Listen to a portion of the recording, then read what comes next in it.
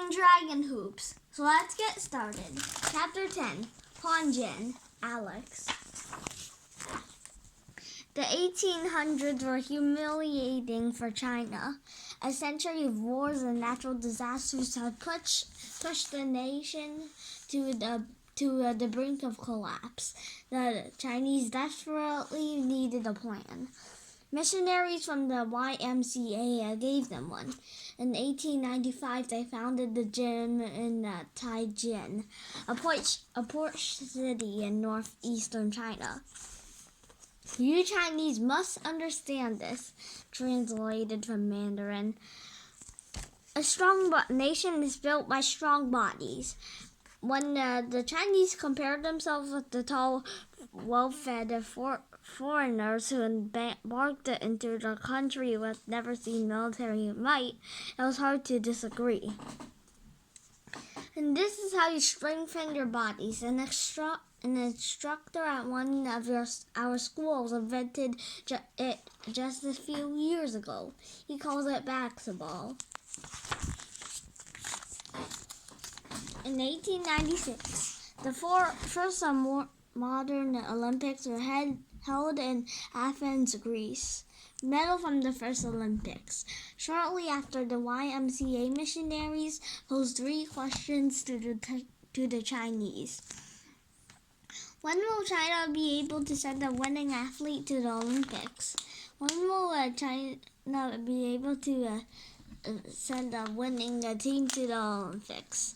And when will China be able to invite to the world to come to Peking for international Olympic competition? When many Chinese took the missionaries' questions as a way to measure China's progress. When they could answer all 3, the century of humiliation would finally be in the past. But the task before them was daunting. They had to fight against ideas about the Chinese, not just from the West, but also in their own minds. The Chinese are too weak, not fast enough, not athletic enough, incapable of physical prowess. They did love the missionaries' games, though. Then in 1949, Mao Zedong Communist Party took control of China. Mao kicked out to the foreign missionaries, including those from the YMCA, but he kept the basketball. The sport promoted teamwork among his soldiers, he reasoned. Mao did his best to cut off all contact between China and the Western world. For the next few decades, China basketball developed in complete isolation. Clang. After Mao's death in 1976, China slowly opened up again.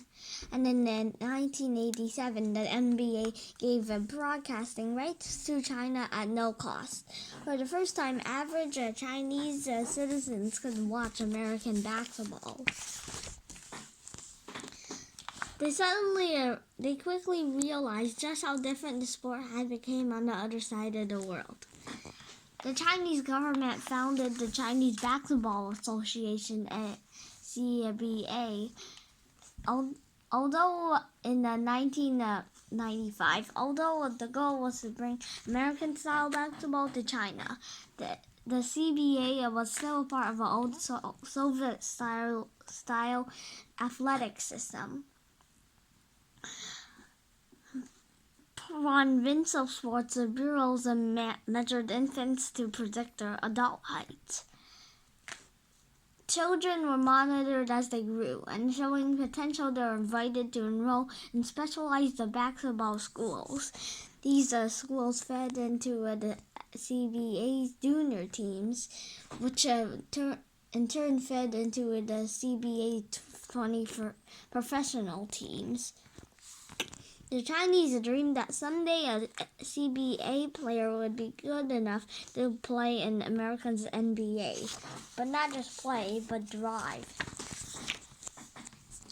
In 2002, 23-year-old Yao Ming was drafted by the Houston Rockets.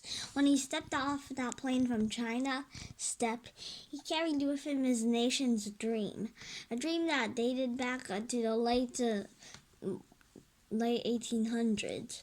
Yao wasn't the first Chinese player to play in the NBA. The distinction belongs to Wang Zizou, who was drafted by the Dallas Mavericks the year before, in 2001. In China, Wang and Yao were rivals.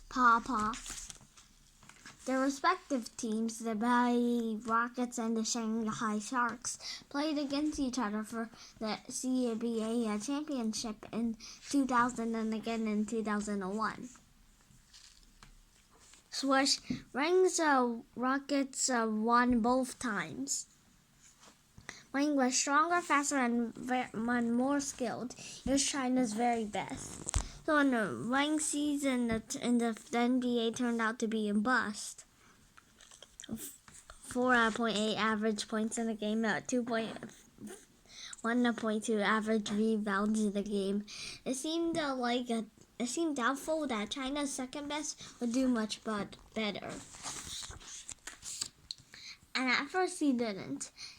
Yao debuted the 10 days after he arrived against the Indiana Pacers. Slap, fleet. Rookie Yao Ming picks up a shooting foul, his first. He ended the game with 3 fouls and 0 points. Not auspicious start. American commenters exploded with diversion. So here's a bet, Kenny. If Yao Ming gets 19 points in a game, I'll kiss your ass. Ha ha. Charles Barkley, NBA legend, Kenny Smith, 2-time NBA champion. Tao Yao Ming Ching Chang Yang Wa Also. Not actually Chinese Sanquo Shag, a new NBA superstar. Yao was taller than both Shrag and Shag's Lakers predecessor George Michael. But it didn't matter. The old doubts bubbled back up. Sure, they're taller now, but the Chinese are still too weak. Not fast enough, not athletic enough, incapable of physical prowess. Yao didn't give up. He kept making adjustments as the season progressed. Then on January 17th, 2003, Yao Ming faced his biggest challenge yet when the Rockets hosted Shrag and the Los Angeles Lakers. Shag, who taunted Yao all those months ago, was the most dominant center in the league. Smack. No one has ever done that to Shrag before. Smack. Yao did it 2 more times before the end of the first quarter. Smack. Yeah! Shrag eventually found the work, and the round ended with 31 points. But the Rockets won 108 to 104 in overtime. Afterwards, Shag told reporters, Yao is a classy guy. He's a great player.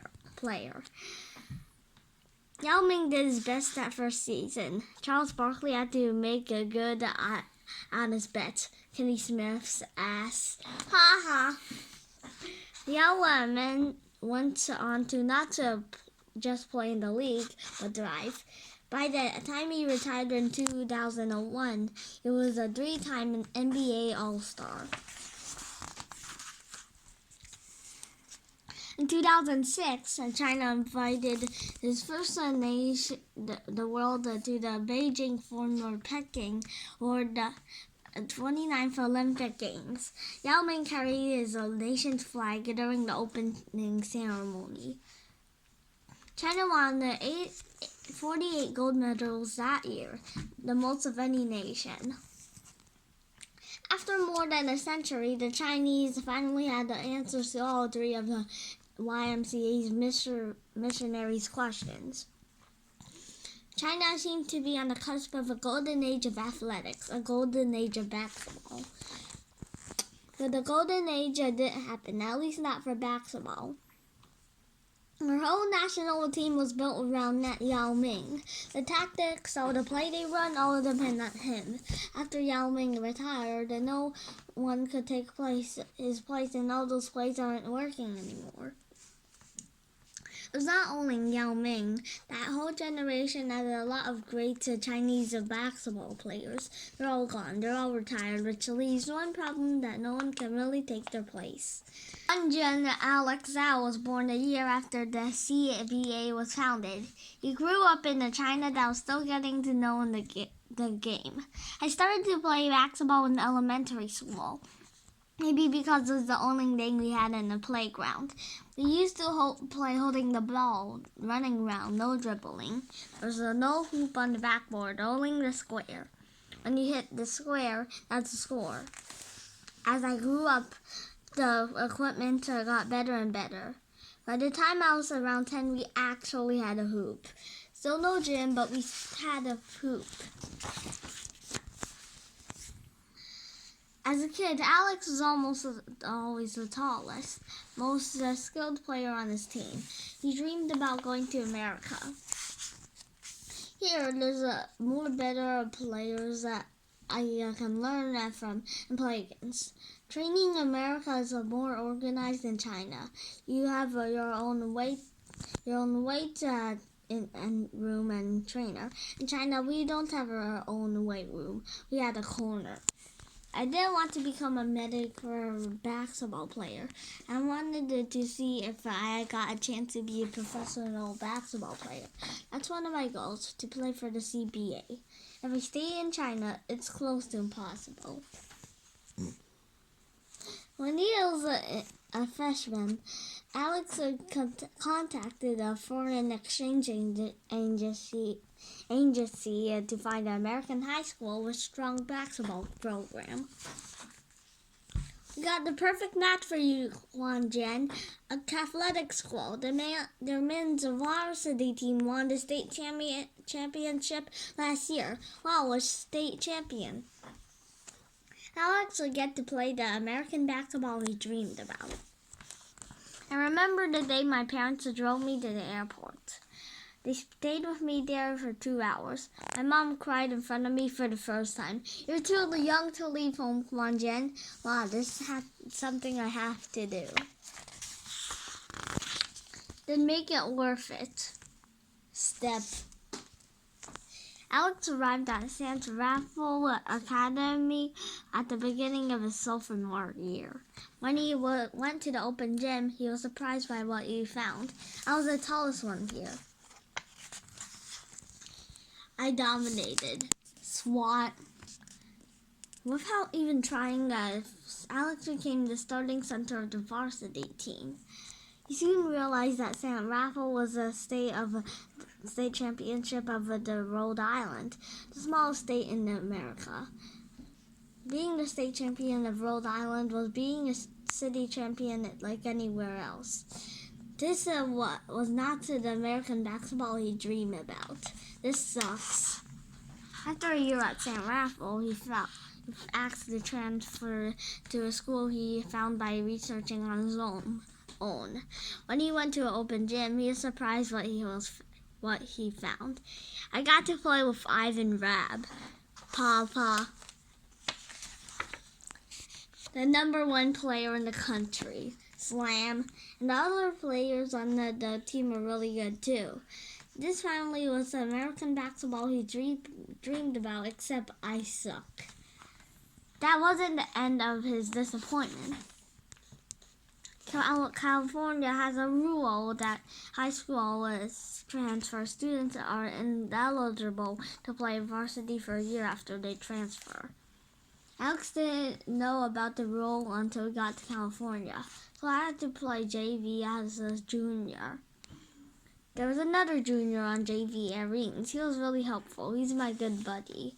Areens and I felt that we are juniors and we're supposed to be playing on varsity, but we're playing with freshmen and sophomores. It's kind of like, we both have something to prove.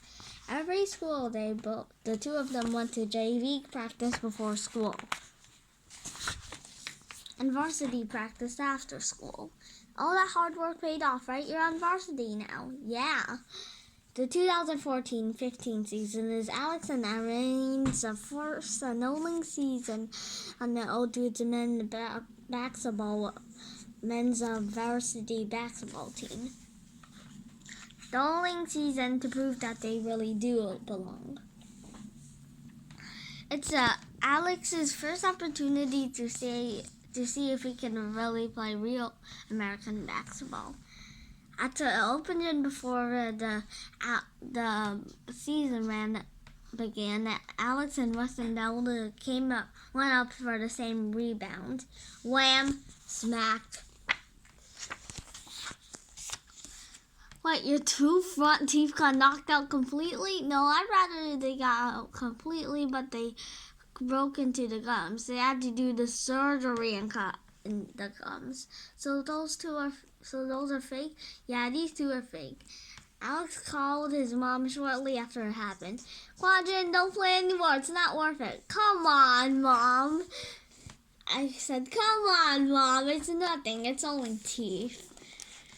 So this is the end of chapter 10. I hope you enjoyed my video. Please subscribe to our channel. Bye!